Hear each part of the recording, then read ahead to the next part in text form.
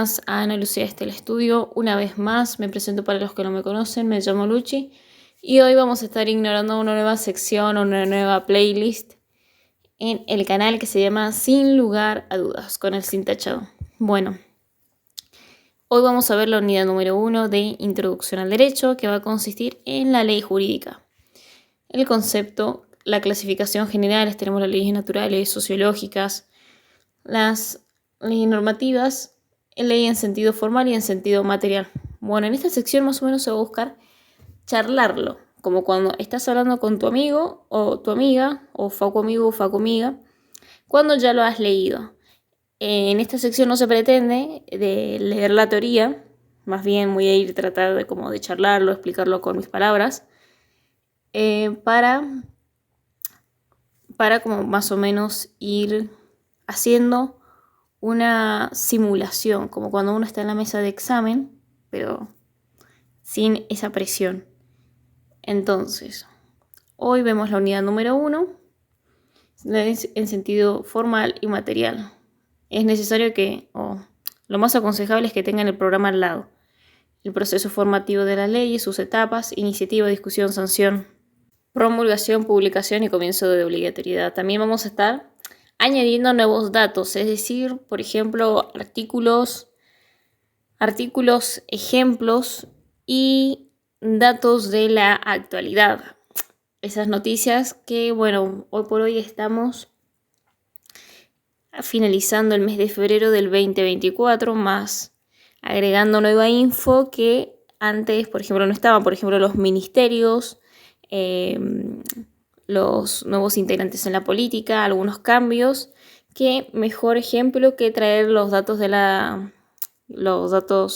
los últimos días acá en este podcast o video. Así que vamos a ir complementando un poco para que también puedan agregarlo. Si quieren, mientras están riendo, pueden agregarlo. Bueno, comencemos. La ley. Acá en esta unidad nosotros vamos a ver, si tienen el programa a mano, la materia es Introducción al Derecho, así que vamos a ver de todo un poco. Vamos a ver la ley, quienes aplican estoy hablando durante todo el programa. La ley, que es una ley jurídica, diferencia entre una ley común, la clasificación de las leyes, por eso es necesario. La ley jurídica, luego quienes aplican la ley. Ahí vamos a ver la unidad número 2, la número 3 habla del derecho, la unidad 4 habla sobre el fenómeno jurídico, la relación, los sujetos personas, la unidad número 5, los órdenes normativos, que hay diferentes órdenes, no solamente el ordenamiento jurídico. La unidad 6, valores, porque nosotros tenemos una ley, pero ¿en qué se basa esa ley? ¿A qué valores persigue? Ya sabemos que persigue la justicia, el derecho busca la justicia, pero a ver qué es la justicia o qué valores comparte la justicia. La unidad número 7 habla del ordenamiento jurídico. La 8, cómo aplicamos el derecho y su aplicación. La unidad número 9 habla de los principios.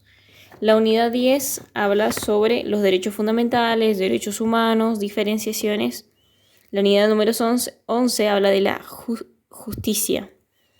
Y la 12 tenemos Ius Filosofía.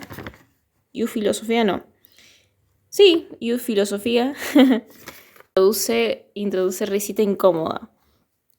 Ius Filosofía. ¿En qué estamos? Y en la 12, bueno, sí, la importancia de la Ius Filosofía, Ius Naturalismo, y con eso terminaríamos. Bueno, en la unidad número 1, vamos a ver la ley. Primero es necesario saber de dónde viene la palabra o el concepto ley. Bien, entonces la etimología dice que proviene del latín. Ahí van a haber muchos conceptos que van a decir que vienen del griego, del latín, no me acuerdo qué otros puede ser. También vamos a ver algunos conceptos en inglés, en este caso del latín lex, que no hay acuerdo entre autores. Hay varias opiniones al respecto.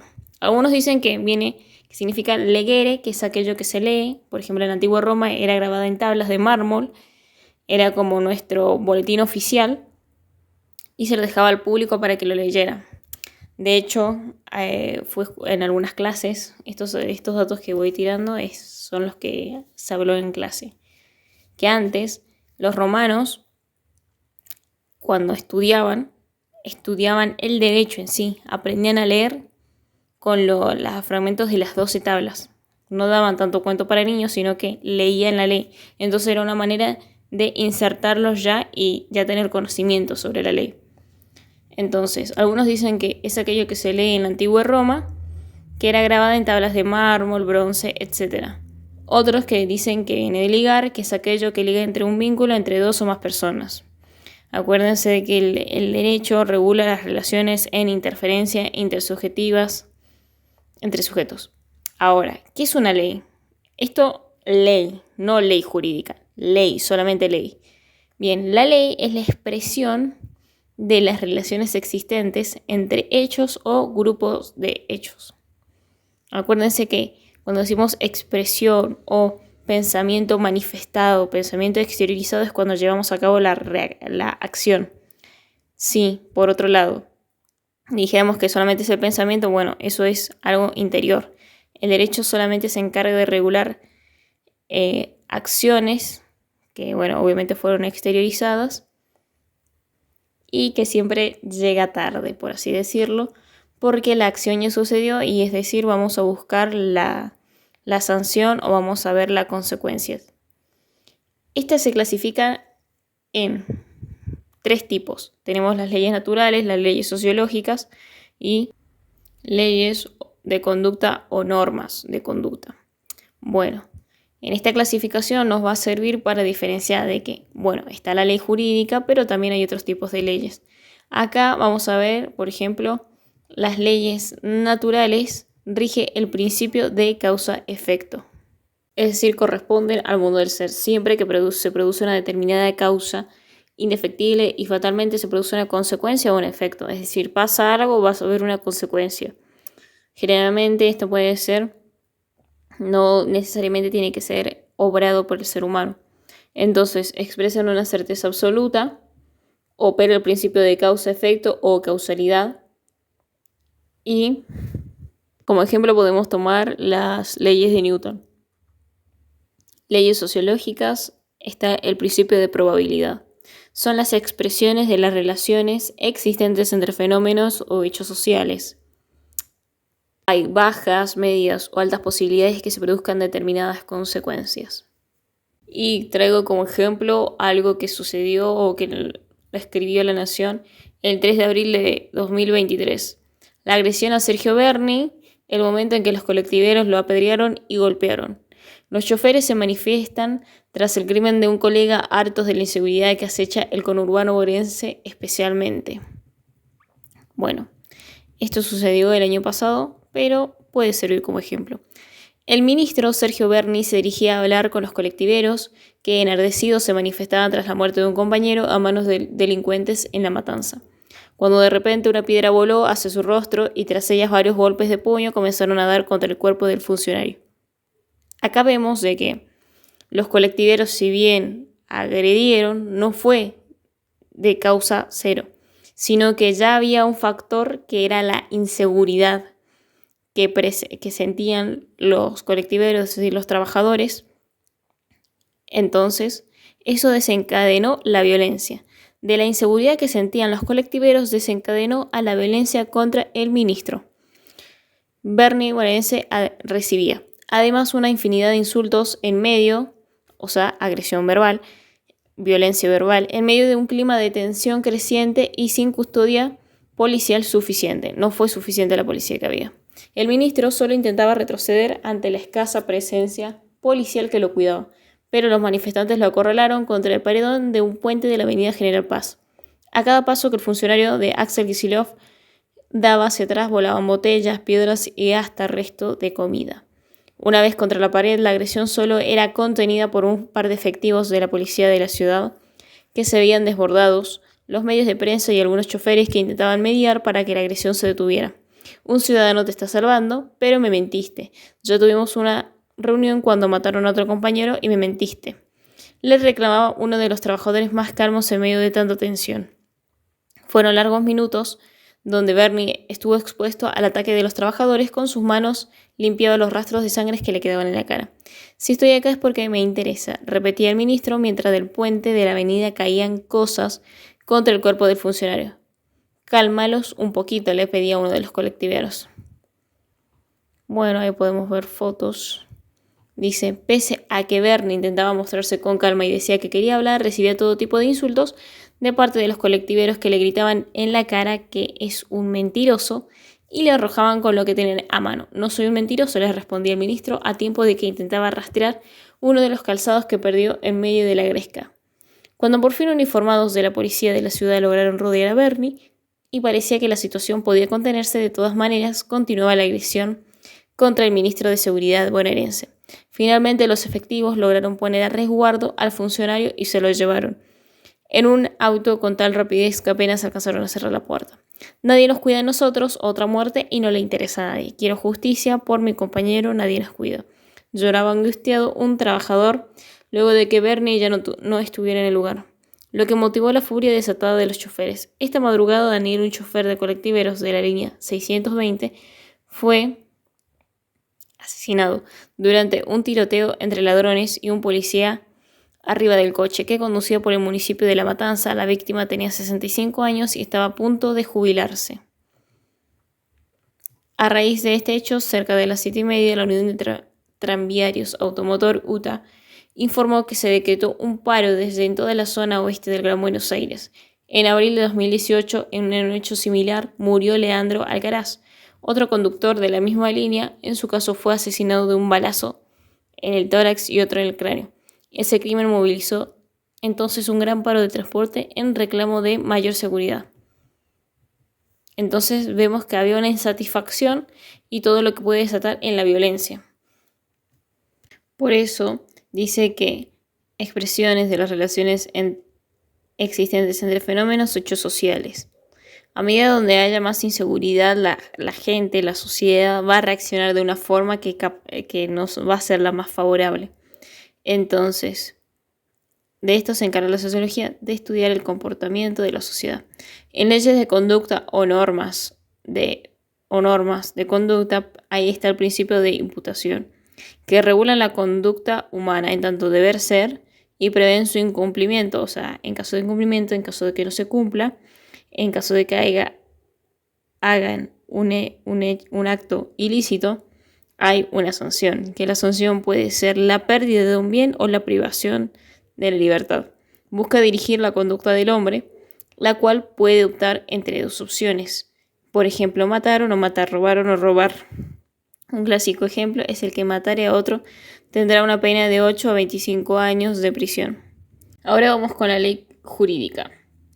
Ya dijimos lo que es la ley, ahora vamos con ley jurídica, que es una norma de derecho dictada, promulgada y sancionada por una autoridad pública, aunque no contara con el consentimiento de los individuos, es decir, que no van a preguntando a cada uno si están de acuerdo o no, cuyo fin, por eso nosotros le damos, mediante nuestro voto, el poder a los representantes que elegimos, cuyo fin es encauzar la actividad social hacia el bien común y puede ser empleada en tres sentidos: en sentido restringido, o sea, stricto sensu, en sentido amplio y en sentido amplísimo. En sentido restringido, stricto sensu, son normas emanadas del poder legislativo con carácter de ley. Pueden ser nacionales, provinciales o porteñas. Sí o sí tienen que ser con carácter de ley. En sentido amplio es todo derecho legislado. Además de la ley, incluye la Constitución Nacional, decretos y ordenanzas. Se opone al derecho consuetudinario y la jurisprudencia por no haber sido establecidas por órganos con potestad legislativa. Entonces, en sentido restringido, en estricto sensu, sí o sí debe ser del poder legislativo con carácter de ley. En cambio, en sentido amplio son leyes, pero además incluye a la Constitución Nacional, decretos, ordenanzas. No incluye eso a la jurisprudencia y al derecho consuetudinario. Y en sentido príncipe es toda norma jurídica establecida y deliberada de forma consciente. Incluye la jurisprudencia, que es un conjunto de fallos dictados por los tribunales. Ahora vamos con los caracteres de la ley jurídica o características. La ley jurídica tiene generalidad, obligatoriedad, igualdad, coercibilidad. Son de acuerdo al procedimiento constitucional y tiene presunción iure et de iure.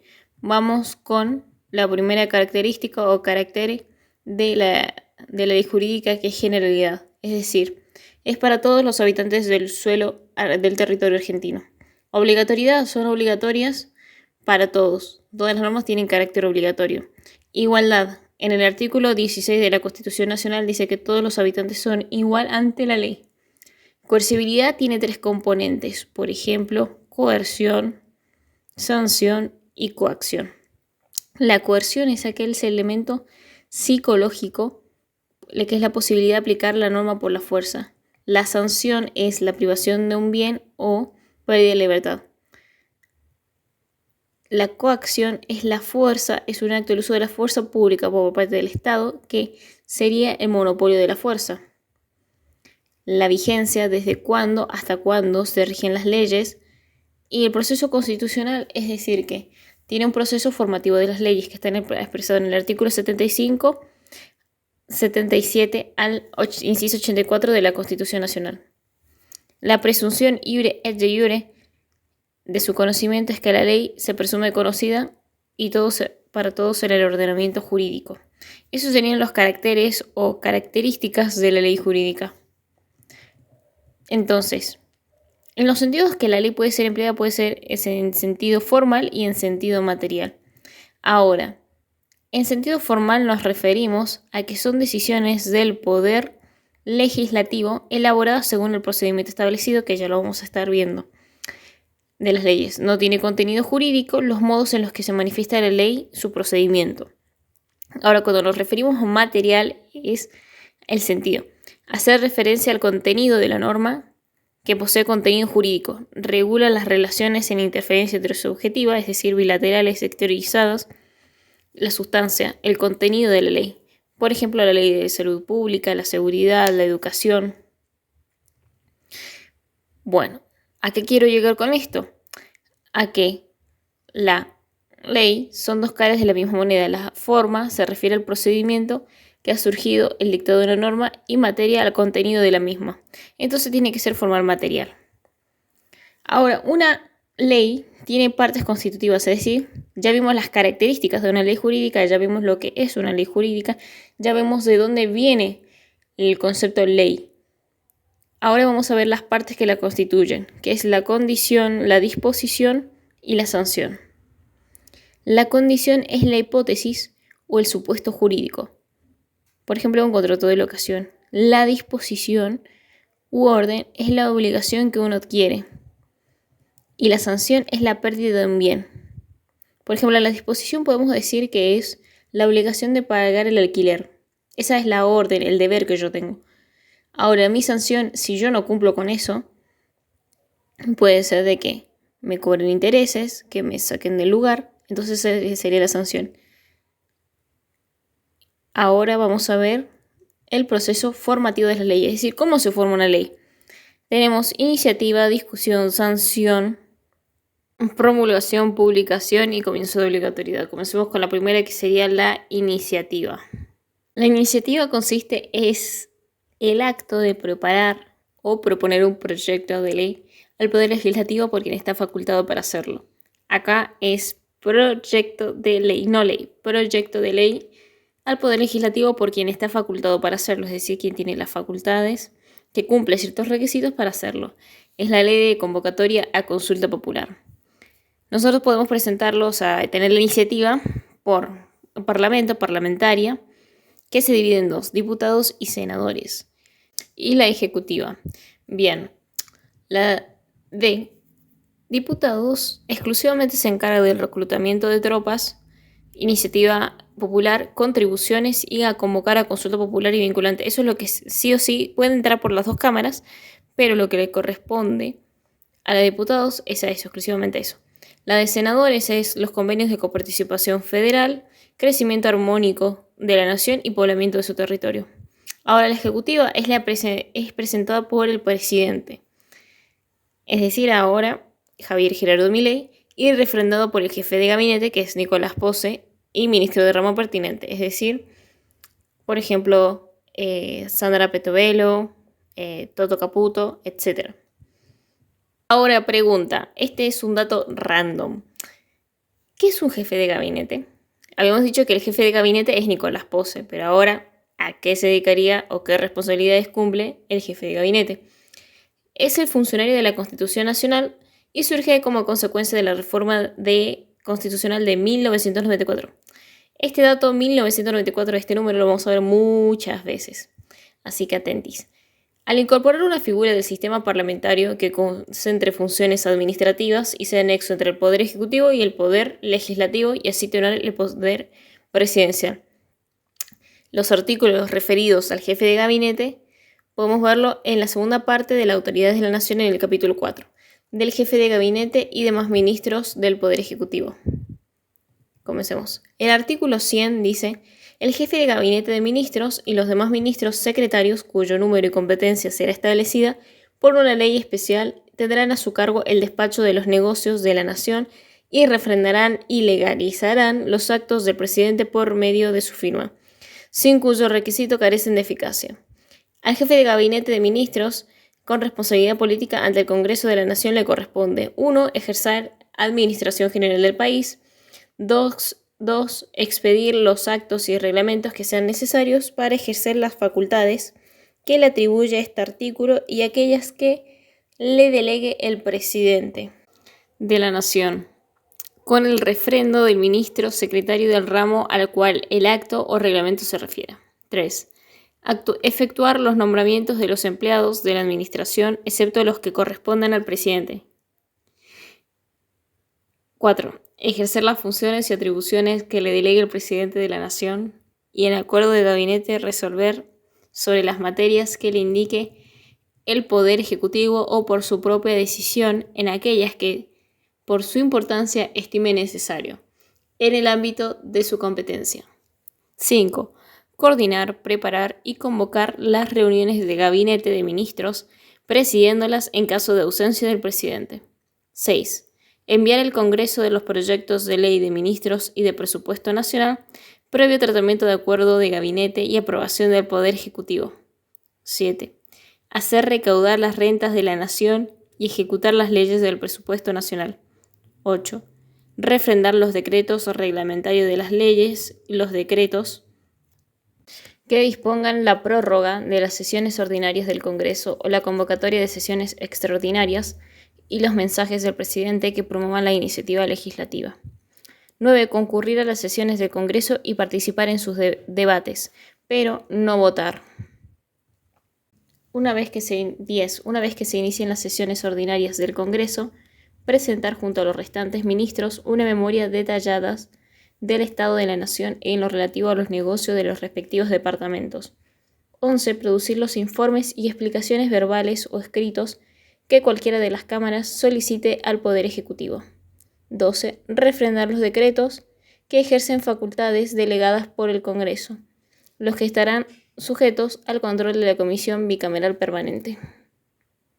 13. Refrendar conjuntamente con los demás ministros los decretos de necesidad y urgencia y los decretos que promulgan parcialmente leyes.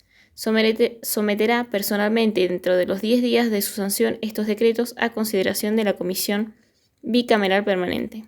El jefe de gabinete de ministros no podrá desempeñar simultáneamente otro ministerio.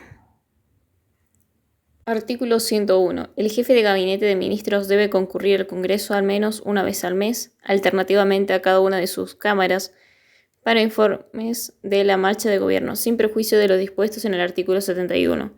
Puede ser interpelado a los efectos del tratamiento de una moción de censura por el voto de la mayoría absoluta de la totalidad de los ministros de cualquiera de las cámaras y ser removido por el voto de la mayoría absoluta de los miembros de cada una de las cámaras. Artículo 102. Cada ministro es responsable de los actos que legaliza y solidariamente de los que acuerda con sus colegas. Artículo 103.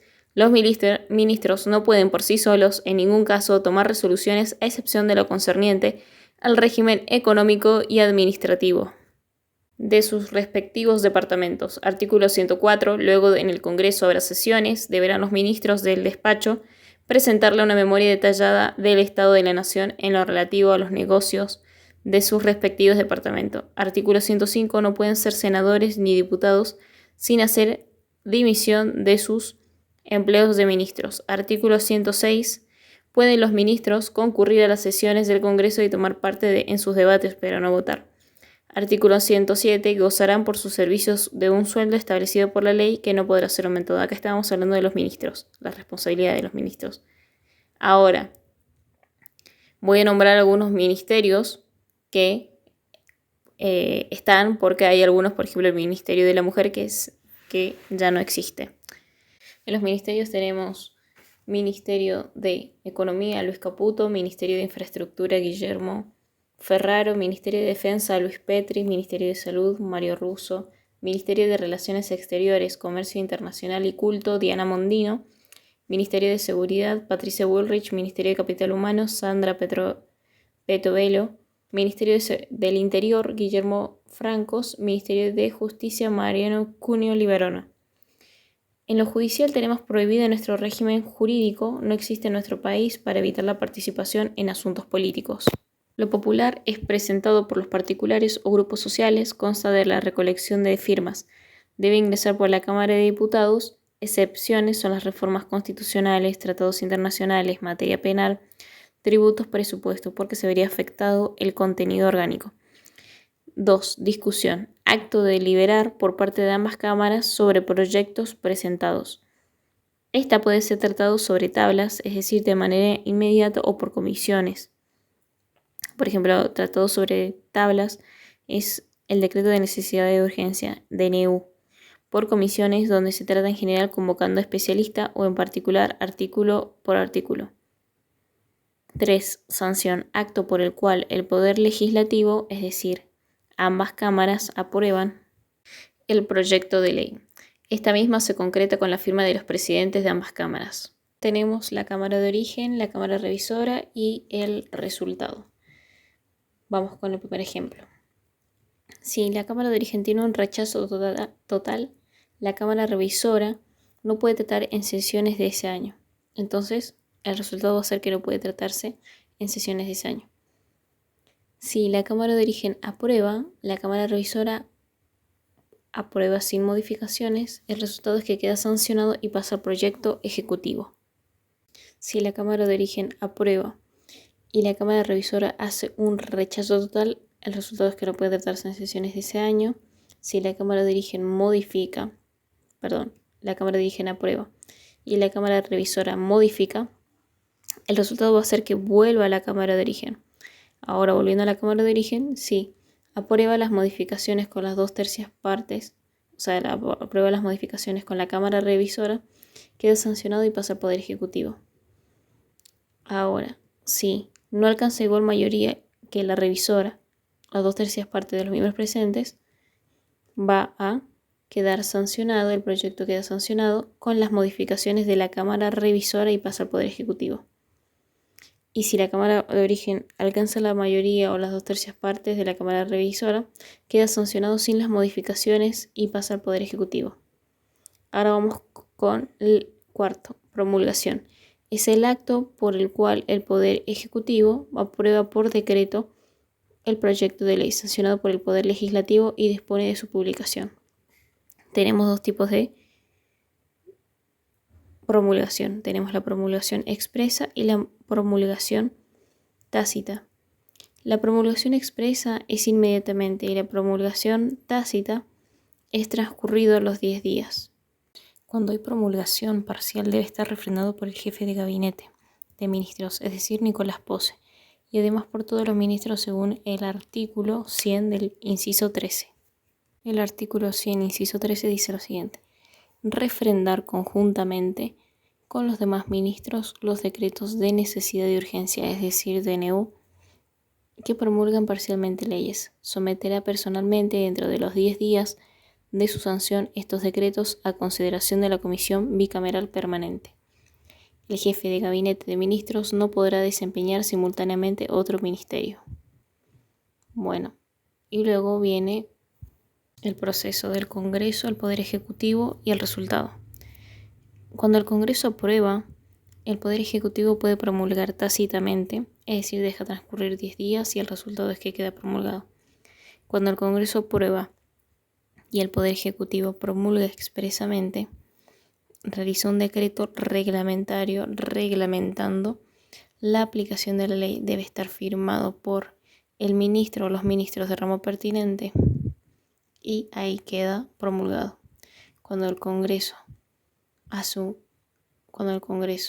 aprueba, pero el Poder Ejecutivo hace un veto parcial, es que queda promulgada la parte no vetada, es decir, la que tuvo aceptación, que no se desnaturalice el origen de la ley y la otra vuelve a la Cámara de origen.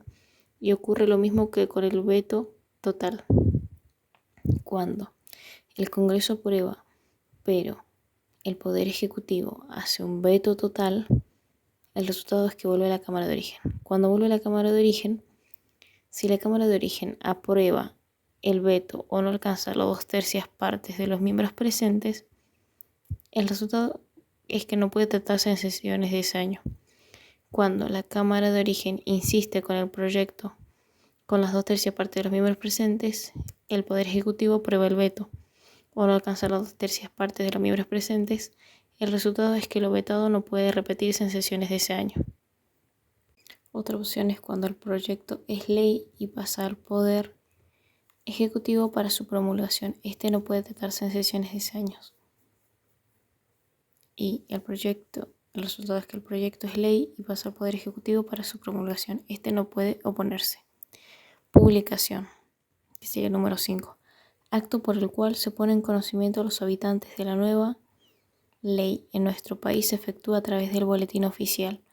La publicidad de las leyes es un requisito que debe cumplirse. Las excepciones son las leyes secretas. Artículo 19. Nadie puede ser obligado a cumplir lo que no manda la ley. Artículo 8. Principio de inexcusabilidad. La ignorancia de las leyes sirve de excusa para su incumplimiento. 6. Comienzo de obligatoriedad. Las leyes no son obligatorias sino después de su publicación y del día que ellas lo determinen. Si no determinan el día, son obligatorias después de que hayan pasado 8 días de su publicación. Artículo 5. Código Civil y Comercial de la Nación. Que es así. Artículo 5. Vigencia. Las leyes rigen después del 8º día de su publicación oficial o desde aquel día que la determinan.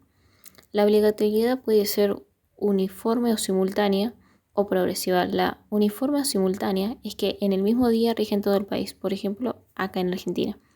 En cambio, la progresiva es que se va extendiendo. Desde su origen de su publicación luego se expande. La derogación de las leyes tenemos en sentido amplio y en sentido estricto.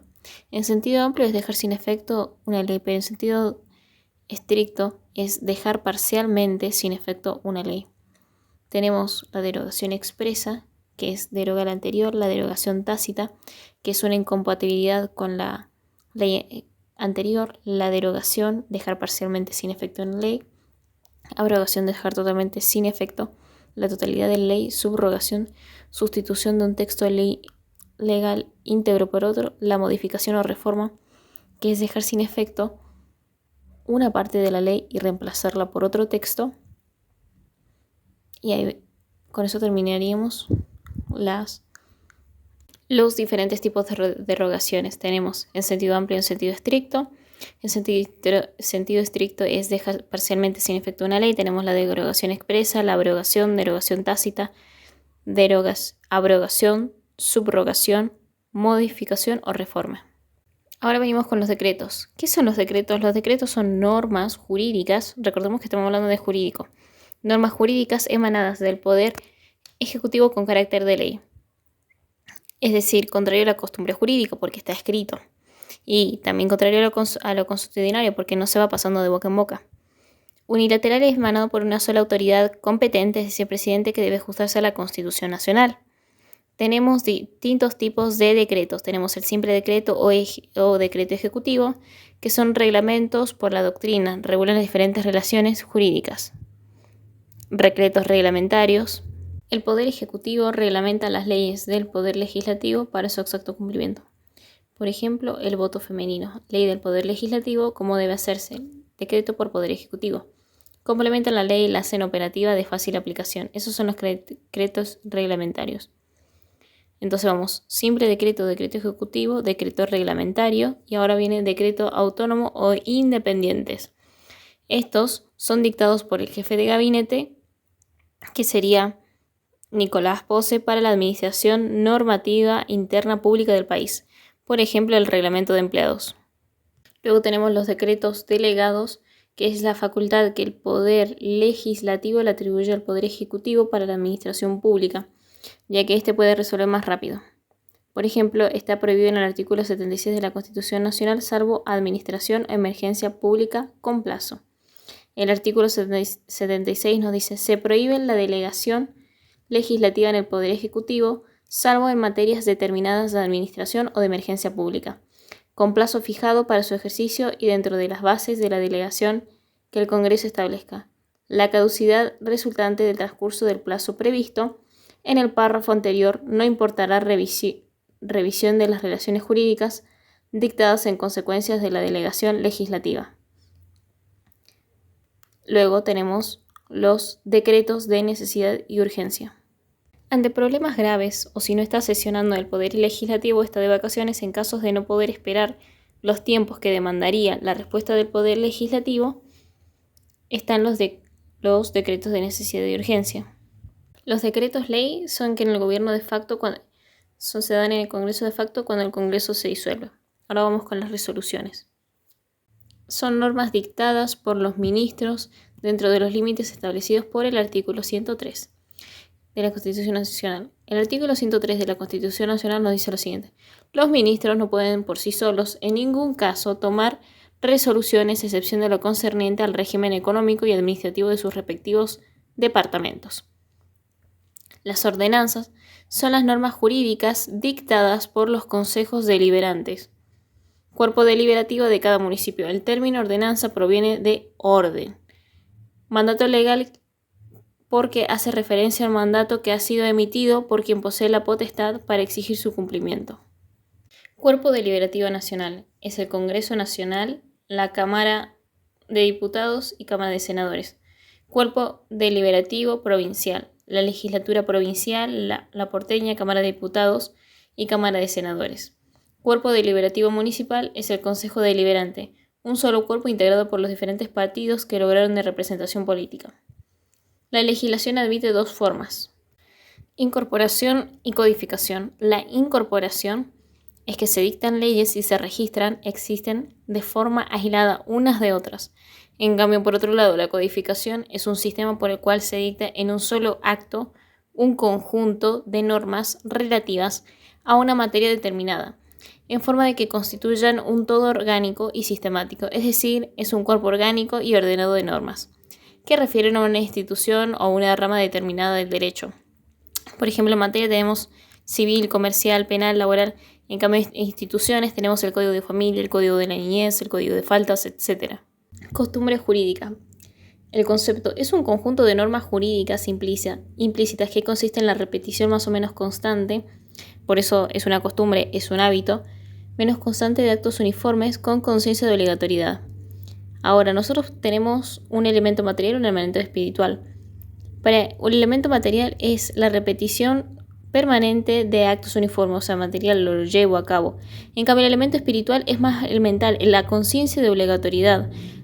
Es decir, el pensamiento que yo tengo que hacerlo, o sea, de que yo tengo que estar repitiéndolo constantemente y para que se forme un hábito o una costumbre.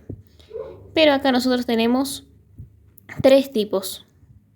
Según su relación con la ley, tenemos secundum legem, praeter legem, contra legem. Secundum legem es cuando acompaña el sentido de la ley, la costumbre jurídica.